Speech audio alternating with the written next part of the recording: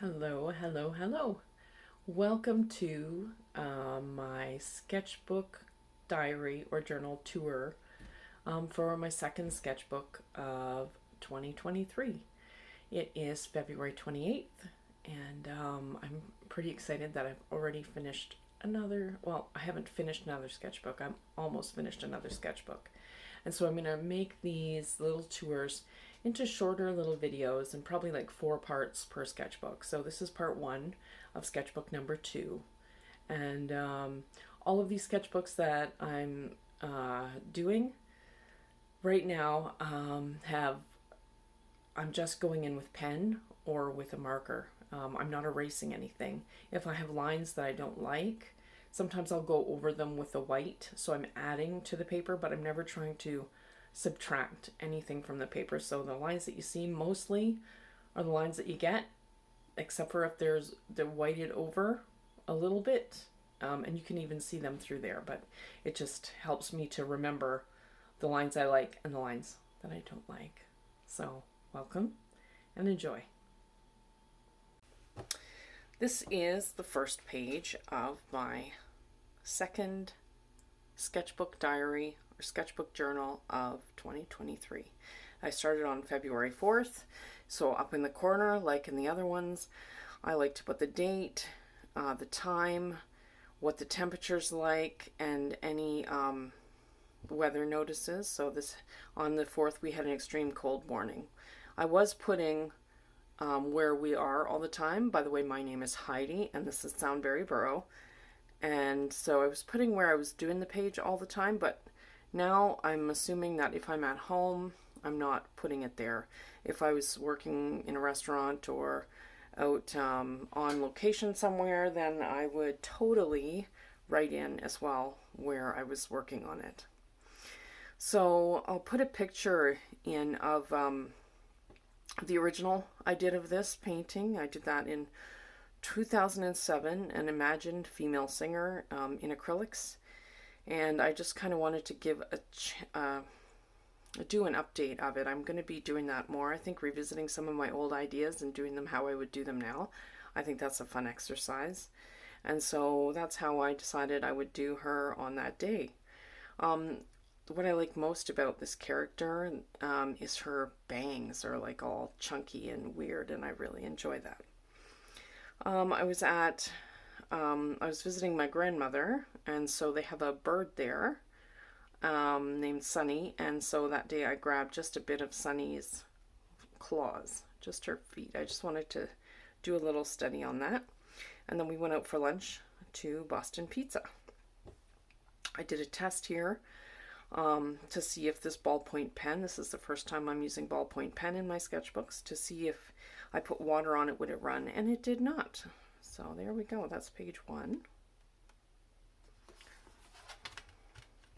This is based on a picture I have of myself that I do use a lot just because I have the picture handy.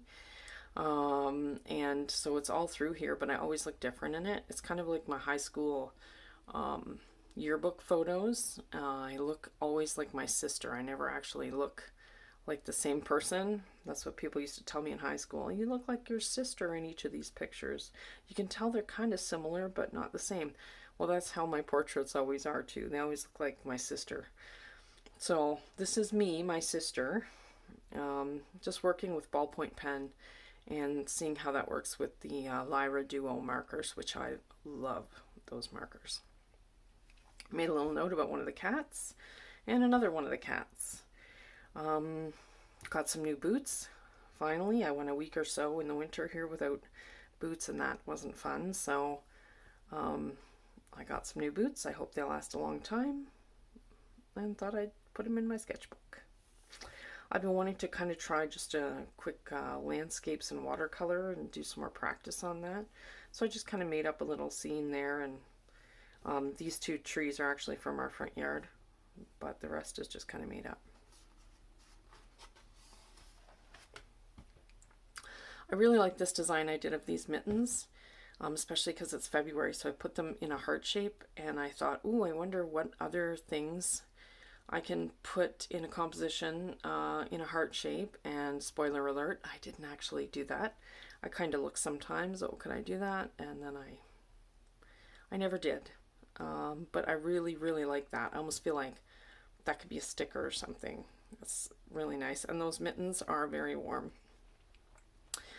I decided I wanted to do a black and white study of the Mona Lisa. And so I just did black and white Mona Lisa there. I put a little note about on February 7th, the first of our seeds started to sprout. And so that's always exciting to have seeds happening and little seedlings coming. I wondered what would happen if I did kind of a contrasting colors, you know, and then did an ink over top of it, and that's what happened. So that's once again my favorite mug. It has coffee in it right now. So I'm going to take a sip of my favorite mug, coffee, right now. This is the actual mug. Okay.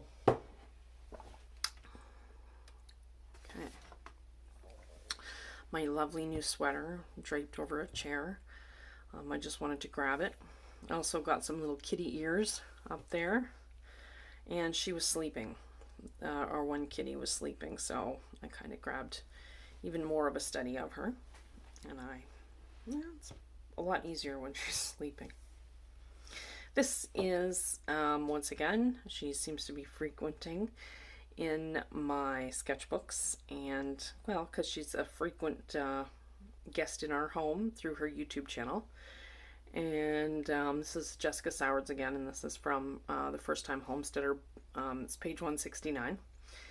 And she always says, turn your waiting room into a classroom. So if you have a big dream and you are looking to fulfill that dream or manifest that dream, then it is a good idea to see what things you can learn while you're waiting for that big dream to happen. So for her, she'll say, if you are waiting and you want to have a big farm or a homestead, you know, you can learn first before you get anywhere near that. If you are in an apartment or you're in a space where you can't grow things, you can go to farmers markets or go to your grocery store even and learn how to preserve things. You can learn how to start one seedling into a plant to see if you can get some vegetables in a pot in your house. I mean, or your balcony. You can learn things so that when you get the big garden or whatever, you're not overwhelmed by, you know, having to figure out what to do with all that food. So, and those sorts of things. It can be with anything. So, if you take it to art and you imagine that someday you're going to be a famous artist, well, while you're waiting for that to happen, you could maybe learn how to do your values better, or learn about perspective, or just practice and have fun and do as much drawing as you can. That sort of thing. I really like how this turned out, actually, and this was I used my watercolors for the brown background. I wanted to do just a mid-tone throughout the whole thing and then work on top of a mid-tone. And I really like how it turned out. Then I used my ink pens, and then of course the Lyra Aqua Duo markers. And then I have a white gel pen that I put some highlights in. I had a lot of fun doing that. This is just I took a picture of my husband and I and did a black and white value study, and then did some other pictures. I didn't really like how that one turned out, so I decided to do blind contour on top of it because that's always fun. And this one I just thought, well, I'll just put in some coloring. I ended up putting like pink on our teeth, which kind of makes it look like we were eating a Santa Clarita diet. But that's fun. My mom made these coasters for her parents in the 80s, and so when I was at Mom's place, I just kind of drew a little quick sketch of those coasters. She did these using, we called it plastic mesh. when I was a kid when we would do that. And it's like you have plastic canvas, like embroidery canvas, but it's plastic and has big holes. And then you can take yarn and sew in them, cross stitch and that. So we did that. I did that a lot when I was a kid, and my mom loved doing that too. So I slept at Mom's last night, so I didn't put that up in the top, but I did put it here. And this mug is my favorite mug at my mom's place because it looks like my new sweater. So I wanted to do, I've drawn it other times, I wanted to get one with the colors and more of the design. Here's just a jar of Tums. My brother was visiting too, so me and my mom and my brother were at my mom's house for a few days, and he brought his brand new puppy. This is Axel Angus, and man, does he have energy, and he is such a cutie pie. Oh my goodness, he was running up to the mirror and growling at it because he didn't know who that other dog was. It was really cute. He didn't do that for long, but he did a little bit, and he was just so cute. And then my brother brought home Pringles and shared them with me because he's so awesome and wonderful, and I love him dearly. And I thank him for some Pringles. Sometimes I just need to get away from like trying to capture anything that's in front of me, and so this dude happened. I just want to make lines and see what happens. And like scratch color down and just kind of go crazy, and so that guy happened. I don't normally put circles in my shading. I really kind of like it in here though, and I added more circles, so he's got this big sphere here and another one up there, and I think that's fun, and I may try and put that in some other places. I realized after I did it, it kind of looks like the art of Gwen Seemel. If you don't know Gwen Seemel's art, I'll put a link to her blog, and you can check her stuff out because she's really wonderful. She just talks a lot about not copywriting, not making your work copyrighted, and it's just interesting. On this page, I thought I want to do something pretty now. I've done some crazy things. I want to do something kind of pretty and have kind of a pretty page, and so I decided to do. I found a picture of an nasturtium, and thought I'll give that a try. And the scientific name of the nasturtium is tropaeolum or tropaeolum or tropaeolum. So it's always interesting if you have a plant or an animal or something, if you can get the scientific name down of that, that I think is interesting and helpful. Then I decided to do a clementine. I did not get the scientific name of the clementine. On this page, I drew the black lines, then I went over it with my Lyra dual markers, and then I went over the white with white gel pen on these lines, and it wasn't to erase, well, it was kind of to erase the lines, it was to soften the lines. I didn't want hard outlines, and so I thought, well, I'll try going over with the white. I'll try adding the white to soften, and I like how it looks. So it wasn't that I made mistakes with these lines that I used the white gel pen. It was just that I wanted to soften the whole page.